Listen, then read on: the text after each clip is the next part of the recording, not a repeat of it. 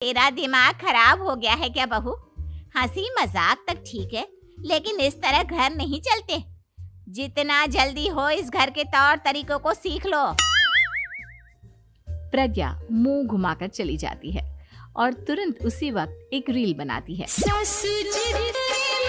ये देख सुनीता का गुस्सा 7वें आसमान पर चला जाता है और विक्की के घर आती ही सुनीता उसे सब कुछ बताती है। विक्की भी अब प्रज्ञा की इन हरकतों से परेशान हो जाता है। तुम टेंशन मत लो मम्मा, मैं देख लूंगा। विक्की कमरे में जाता है तो देखता है कि प्रज्ञा रील्स बना रही है। विक्की बड़े ही प्यार से प्रज्ञा से कहता है, प्रज्ञा, इन सब के लिए मैं तुम्हें मना नहीं कर रहा हूँ, लेकिन फिर भी हर वक्त तो ये अच्छा नहीं लगता ना। समझने की कोशिश करो, मुझे भी तुम्हारा थोड़ा वक्त चाहिए। मैं जब ऑफिस से आता हूँ तो मुझे समय देने की जगह इसी में लगी रहती है। तुम ज्यादा ही सोच रहे हो। तुम भी मेरे साथ रील्स बनाओ ना, तुम्हें भी बहुत अच्छा लगेगा। तुम्हें इज्जत से कोई बात समझ में नहीं आती क्या? दिमाग खराब हो गया है तुम्हारा इस चकाचौंध से। अगर तुमने अपना रवैया नहीं बदला तो मैं तुमसे दूर चला जाऊंगा। तुम ही रिश्ता लेकर आए थे, मुझे लड़कों की कमी नहीं थी और ना आज है। विक्की दरवाजा पटक कर चला जाता है। धीरे धीरे विक्की प्रज्ञा से दूर होता जाता है। एक रोज मनीषा प्रज्ञा के ससुराल उससे मिलने जाती है। तब सुनीता उससे कहती है, बहन जी, अब आई हैं तो कुछ दिन यहाँ रहकर जाइएगा, आप ही का घर है।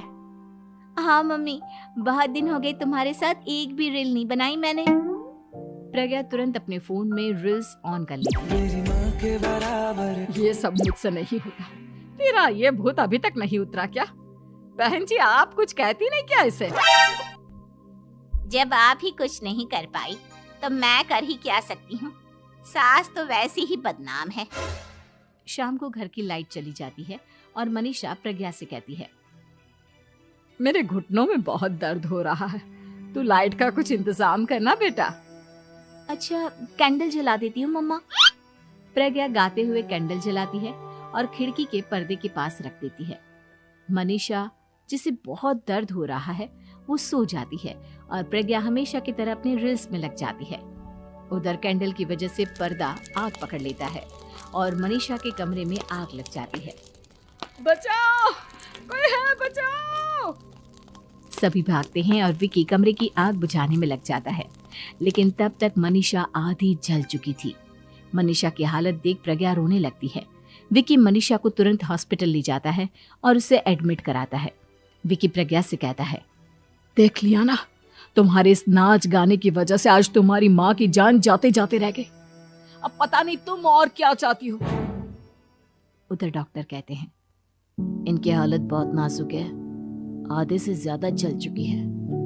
प्रज्ञा रोती हुई मंदिर में जाती है और भगवान के आगे जाकर कहती है, भगवान, मेरी माँ को ठीक कर दो। मैं कसम खाती हूँ हाथ से ये रील्स बनाना छोड़ दूंगी। बस मुझे मेरी माँ वापस मिल जाए। 2 दिन बीत जाते हैं और मनीषा खतरे से बाहर आ जाती है। पेशेंट अब ठीक है, आप लोग उनसे मिल सकते हो। सब कोई मनीषा से मिलता है और प्रज्ञा सबके सामने अपना फोन तोड़ देती है। मुझे माफ कर दो मम्मा, मैंने तुम लोगों की बातों को नजरअंदाज किया। बेटा, कोई भी चीज जरूरत से ज्यादा खराब है। मैंने तुम्हें रील्स बनाने से कभी मना नहीं किया, लेकिन हर वक्त एक ही चीज तो सही नहीं है। मैं समझ गई हूँ मम्मा, आई एम सॉरी।